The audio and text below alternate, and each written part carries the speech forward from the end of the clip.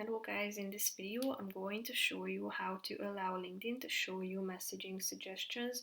But first I just want to mention, don't forget to subscribe to my channel because at 10,000 subscribers I am going to show you my whole YouTube revenue statistics and growth strategy, how to make money online. Now let's jump into it.